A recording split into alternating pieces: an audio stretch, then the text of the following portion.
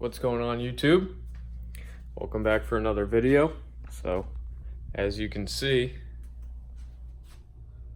things are going down. We got our second box in this week and we already started getting cracking last night. Got ourselves a set of H&R springs. Started working on this last night. I wasn't filming too much, but got a little stuck on the front, so I kind of gave up on that one. The rear, which you can't really see much, rear driver's side is already in. So what I think I need to do is jack up the passenger side, because I was just going to do the left side and then the right side, because I'm getting some tension on the sway bar. It's not really allowing me to remove that front strut. So I'm going to go ahead and jack up this passenger side, get it on all 4 jack stands, and probably just knock out the back right side because I already did this side. It's already pretty easy, and then I'll see what I can do about getting the fronts out. So without further ado, let's get this going. Okay, so now that we have the car on all 4 jack stands, get all 4 wheels off, I'm going to go ahead and tackle this back right corner. So what I did on the driver's side was remove these 2 bolts, one for the shock, one for the spindle, one for the control or the sway bar, and then you can just drop that piece down. Now what I didn't realize on the other side is that we have some level sensors for the headlights, and I broke one. So I'm gonna make sure that we don't have any of that on this side before I go and yank this piece down, which I can't see anything. But before we get pulling down on this thing, we're just gonna double check. And then once you take those few bolts out, all you have to do is drop this control arm down and pull the old spring out, put the new one in. So let's get working on this. Okay, so now we have our sway bar link bolt removed, our strut bolt removed, and the spindle bolt is removed. These 2 are 18 millimeter, and then that's a 13 millimeter. So once you go ahead and you pop those out, I'm just going to put the jack under here and put a little bit of pressure on there so I can just use a hammer and push those bolts out. Once you get that out, you should be able to just drop this control arm right down and then pull that spring out. So that's our next step. Okay, so now that we have the 3 bolts out, you want to have some sort of support under this control arm, and then you just drop it down. Now you should have enough room, we want to check for that level sensor, to literally just go ahead, twist this out. There you go. Rear springs are out. Now, you want to take this piece out of the top, and this is going to go into your new spring.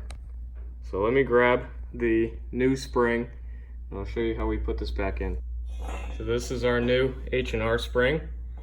Now you can see the H-A-R is your rear spring, and kind of tilt it up, and then grab our little bump stop here, kind of just put that in place like so. Now there is a little ridge. I'll see if I can put the light on down in here that you have to spin the spring onto. So let me see if I can put that light on, and then I'll show you how to do that. As you can see, there's this piece down here. Now you're going to want to spin your spring around that until it's locked into place. And as long as you have that little bump stop piece or bushing on the top and you slide that in, then you're good to go and put the bolts back in and tighten this puppy back up. So I'm going to do that right now, and then we'll go ahead and start working on the front end. Just like that, with the little assistance from the jack, get all 3 bolts back in. We got our H&R spring locked in there. It's nice and tight in there. You always want to check and make sure that you're locked into place on the bottom and that it's not loose up top. So now that both sides are done on the rear, as you can see, we've got the blue spring over there, blue spring over here. Now we got to figure out how we get this front end done. So I'm going to take a little break and probably open up the garage here so you can get a little bit better light, and then we'll get going on the front end. All right, we are back to working on the R, and after a while of struggling trying to get this strut out, we finally got it. So it took just about everything I had to get that thing out, and chopped up my arm a bunch of times on the dust shield, but now we're finally ready to keep moving on this thing. So next step is going to be popping that bolt off the top, taking this spring out, putting the H&R spring over there on. We're gonna swap out the OEM bump stops for these, and then we'll put that one back in, and then passenger side front is the only thing to do left. So I'm gonna go ahead and swap these springs over, put this one back in, and then we'll get going on the right side. Hopefully put this thing on the ground, and maybe it'll still be light out so we can get some pictures of it outside. All right, slowly but surely we're getting there. So got the front driver's side strut out, popped the top hat off, just used my air compressor and impact gun, had a vise on the actual strut itself so it didn't spin. We got it all lined up, tightened down. I'm gonna put it back into the driver's side, and then we will finish up with our front passenger strut and spring, and we'll put it on the ground and see what it looks like. And there we go. So pretty much 5 minutes to put this thing in, not even. I'm still gonna have to do a bolt check all around the car and just torque everything up to proper torque specs. Anytime you do any suspension mods, you're gonna wanna go through and check things like your sway bars, your ball joint bolts, your axle bolt definitely needs to be torqued down.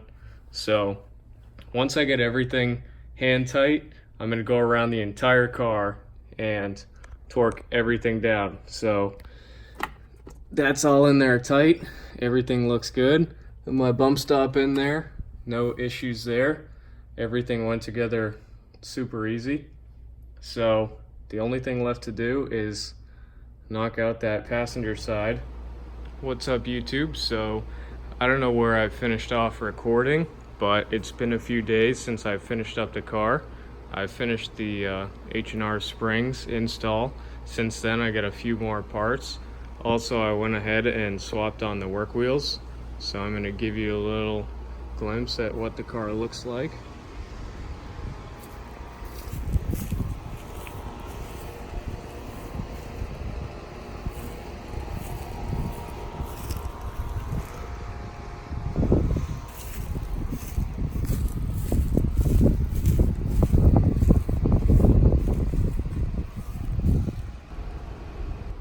And also, since we finished the springs, we had a few more boxes show up.